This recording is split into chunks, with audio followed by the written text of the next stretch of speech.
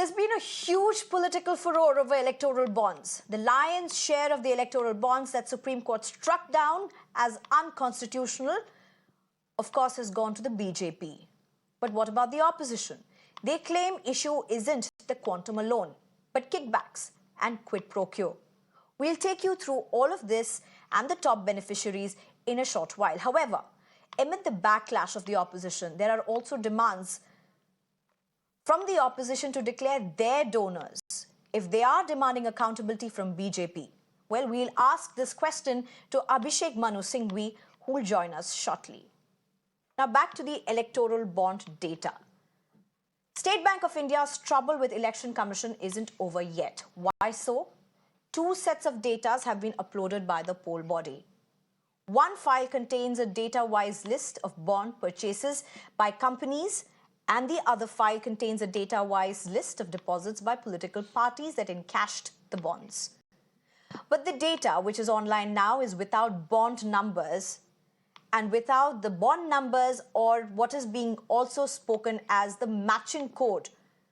As they say, it is not possible to cross-verify which company or individual has donated to which party. At least at this point, this seems to be a very, very crucial link, and the SBI or the Election Commission did not produce this before the court. The SBI did not give this to the ECI. Critics advocate that this unique number is necessary to figure out who donated how much to which party. And it is in this regard that the top court has rebuked the State Bank yet again. The Supreme Court has issued a notice to SBI for not releasing the bond numbers in the electoral bond data and has asked it to provide all details to the Election Commission by tomorrow.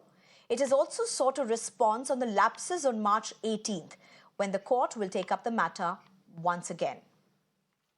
The data clearly shows that Bharatiya Janata Party has a great bond with the electoral bonds. It has encashed bonds worth over 6,000 crore rupees, followed by Mamata Banerjee's TMC that has encashed bond worth around 1,610 crore rupees. India's second largest party, Congress, came in a third spot with around 1,422 crore rupees. Now, if you look at the data closely, there's very interesting statistics that are coming out. And that's something that we'd like to draw. For the numbers that we have been able to find, some of the trends that we've been able to find, BJP encashed at least 1/3 of the entire electoral bonds before the 2019 parliamentary elections. And then they found a spike during the November 2023 elections, assembly elections that emerged. And similarly with Congress, in fact, if you look at Congress, at least from what they have encashed, they saw a spike closer to the recently held elections, say in Chhattisgarh, Rajasthan as well. We'll get to that. In fact, we'll be asking Abhishek Singhvi all of this as well.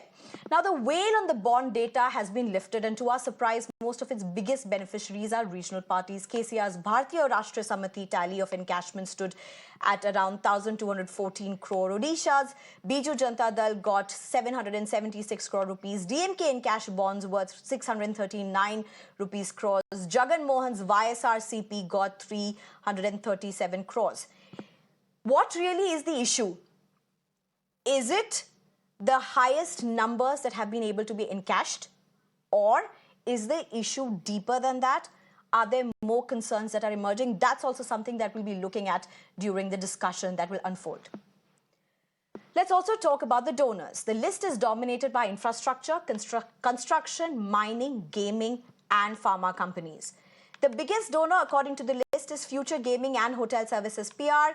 They have made a donation of over 1,300 crore rupees. Other prominent groups include Vedanta Limited, Haldia Energy Limited. In fact, 15 of the top 30 companies that made donations to the political parties through now scrapped electoral bond schemes were at some point investigated by the central agencies. And that's one of the big allegations that the opposition is raising at this point. The probe ranges from case filings to raids on their premises. This is again one of the big focus points for the opposition as they raise the entire issue. Now, the bond data is out and the politics, as expected, is also peaking. The opposition has dubbed it as the biggest scam of independent India. Congress, Shiv Sena, CPI, AIMIM have alleged fixing and misuse of central agencies. They have accused the BJP of collecting the donations through electoral bonds weeks after conducting raids on them.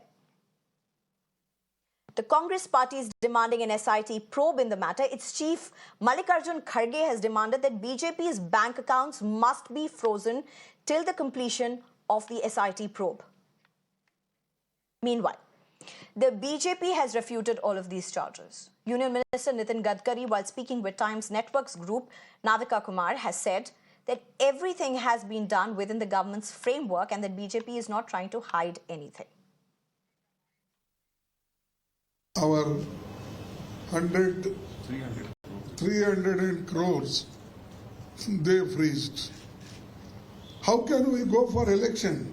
Our account is closed, their account is open, and where is the level playing ground? I demand an inquiry at highest level, and unless the truth is come out, their accounts should also be freezed. यहाँ erectile bond खरीदी करती है और BJP के खाते में पैसा जाता है। इसलिए ऐसी बहुत कंपनियां हैं जिसके ऊपर ईडी सीबीआई ने रेड्स की है, एक्शन ली है और उनका पैसा इलेक्ट्रल बॉन्ड्स के माध्यम से राजनीतिक दलों के खाते में जाता है, खास करके जो सत्ताधारी है उनके खाते में जाता है। तो प्रधानमंत्री जी का जो न खाऊंगा न खाने दूंगा का जो नारा है वो कहाँ जाता है? एक उद्योगपति प्रधानमंत्री से मिलता है, दूसरे दिन इलेक्ट्रल बॉन्ड्स खरीदकर भारतीय जनता पार्टी के खाते में पैसा जाता है। भ्रष्टाचार का सबसे बड़ा स्रोत कोई होगा तो प्रधानमंत्री कार्यालय, PM care fund. I'm being joined right now by Abhishek Singhvi, who is a three-term MP, Congress Working Committee member and a senior advocate with the Supreme Court. Thank you very much, Abhishek Singhvi, for joining us. My first question to you, what are your big concerns as this electoral bond data, however incomplete, has now come up before the public domain? Sneha, we have to step back and think of this as a gigantic event. I'll tell you why. You and I are not experts. We are not number crunchers. We are not geeks who have special talent to immediately analyze data. But even you and me, as laymen, can understand 4 or 5 very interesting conclusions coming at the moment from base data, raw data, not correlated data. Number 1, 60% plus, possibly 65% went to one party. 2, that party, it can be safely assumed, gave quid pro quos for what it received. That is not my assertion, not my allegation. It is clear if you take the first 20 donors and you simply have to match it with the contracts they got. That's point number 2. So external factors on the internet will tell you what contracts they got. The date of the bond encashment is known. The date of the contract is known. That tells its own story, point number 2. Point number 3. Again, external data. I'm talking of laymen. We have not yet come to number crunchers. We haven't come to geeks who analyze. You take again internet data and you'll find out what is the date of an ED, IT or CBI raid or threat or notice or summons. And what is the date of the purchase of the bond? Again, public domain, it just requires some effort to find out. That's already happening. You're already getting in your way. That's number 3. Number 4, after the bond is encashed, how many people are the first-time donors and correlate them with either a contract given or a raid threat. So one before raid threat, one contract after. You will find there are any number who have never looked at the BJP but would now be willingly doing it. That's number 4. Number 5, you are now realizing very surely, though slowly, that this was an idea, the very conception was conceived in sin. The whole idea was to create opacity. Let me give you a simple example. You want transparency? The persons who created this bond way back in 1718, the ministers, the group of ministers, the BJP, every day tells us, what is the reason for the bonds? We want transparency. We don't want cash donations. What do you do in a country where you really want that? In America, everybody gives a payment directly to on donation. It's recorded. So Sneha gives me 100 rupees, it's recorded. Everybody knows. The fact that you know that Sneha has given Dr. Singhvi 100 rupees then allows you to match. Now, why did you create an opacity here? The design, the architecture was designed to be opaque and to help and benefit the then ruling party. And number 6, and not least, not last but not the least, you have today now skeletons will tumble out at very fast pace. You have panic in the government. You will find this also as a direct impact on elections. It is now clear that this has been based, the Sarkar has been based on deception, on extortion, on threats, on quid pro quos, on rewards, on carrots and sticks. Now, this is not at all, with all these grand lectures and rhetoric and images being created around you, this sits very uneasily, which is why the government is running around panic-stricken. You know, Abhishek Manu Singhvi, but how do you look at this aspect? BJP got the lion's share, but the opposition have also got their share, significantly less when you compare it to the lion's share. However, they too have got it. So there's an unholy alliance that was at one point legalized and then struck down as unconstitutional. But the Congress has also got its share. Now, to many who are asking, would the opposition, would the Congress come forward and declare who their donors were for the cause of transparency, if that really is what the Congress, the opposition is looking at?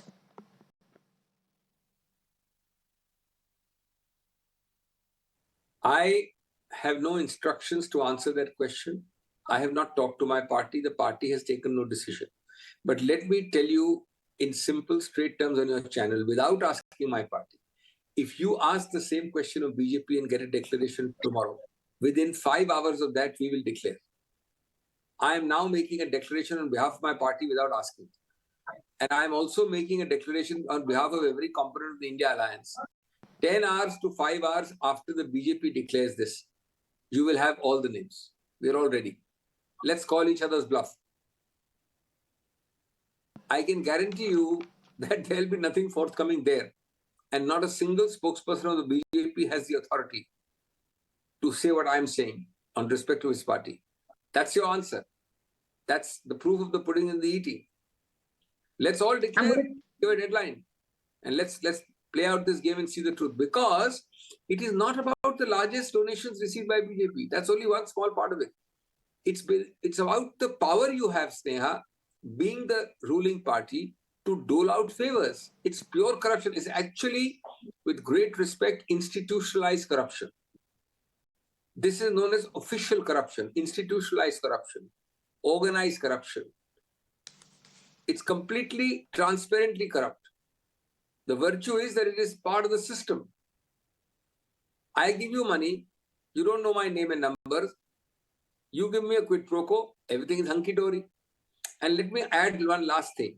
This is the situation before the second set of questions the court has asked today. Please give Sneha Koshy's number. And please give Abhishek Singhvi's number. When you have those two numbers, what will happen?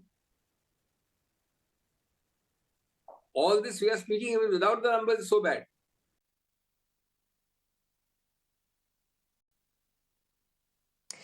You know, Abhishek Manu Singhvi, we were like looking at some numbers and we were trying to look at some trends. Now it's interesting to see.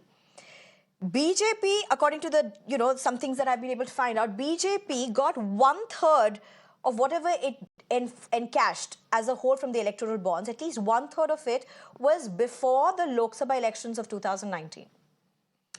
And then you see a peak around November 2023 when there was another set of assembly elections that were happening. But look at Congress. Congress has also had a similar spike, if you may want to call it. Greater numbers of bonds that were encashed when there were these elections, say around Chhattisgarh, Rajasthan, Madhya Pradesh, and other states. So how do you look at this? How do you justify this then?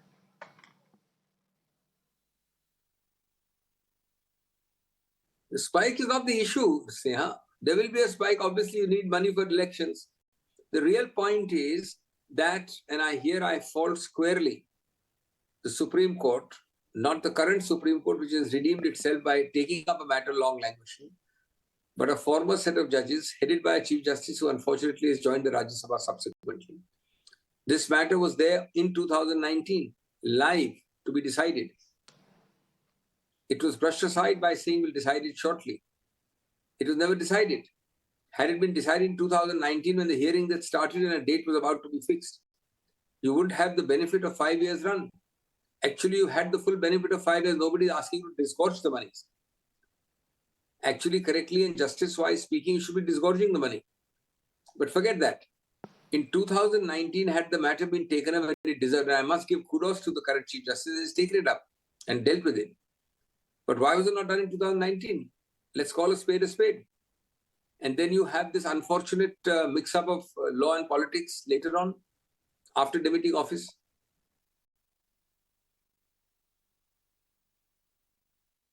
Abhishek Singhvi, thank you very much for your time. Thank you for joining us on this very important interview. Abhishek Singhvi giving a big BJP dare, a big dare to the BJP, asking them, challenging them in fact, if they disclose their beneficiaries, their donors within 5 hours, Congress and the opposition would do so. Thank you.